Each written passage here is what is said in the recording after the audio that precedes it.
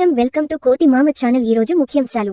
YCP అధినేత YS Jagan Mohan Reddy ఇటీవల తన పర్యటనల ద్వారా పార్టీ శ్రేణులను చైతన్యపరచడమే కాకుండా నియోజకవర్గాల్లో అనేక కార్యకలాపాలకు ప్రేరణ కలిగిస్తున్నట్లు పార్టీ వర్గాలు చెబుతున్నాయి.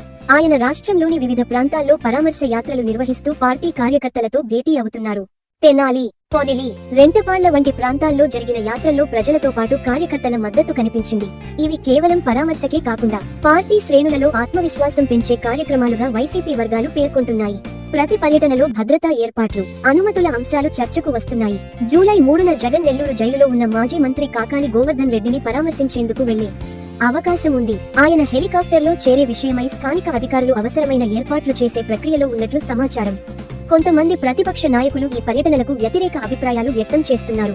అదే సమయంలో వైసీపీ వర్గాలు పర్యటనలతో ప్రజల్లో మంచి స్పందన లభిస్తోందని చెబుతున్నారు. తన పర్యటనల సందర్భంగా భద్రతా అంశాలపై జగన్ కొన్నిసార్లు ప్రభుత్వ విధానాలపై విమర్శలు చేసినా వాటిని రాజకీయ వ్యూహం భాగంగా భావించాల్సి ఉంటుందని విశ్లేషకులు అభిప్రాయపడుతున్నారు. దీనివల్ల ప్రభుత్వ యంత్రాంగానికి కొన్ని సవాళ్లు ఎదురవుతున్నాయి.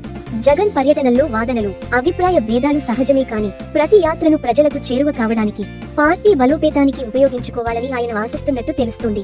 నెల్లూరులో జరగబోయే పరామర్శ పర్యటన సజావుగా, శాంతియుతంగా జరిగేలా అధికారులు అన్ని ఏర్పాట్లు చేసేందుకు కృషి చేస్తున్నారు.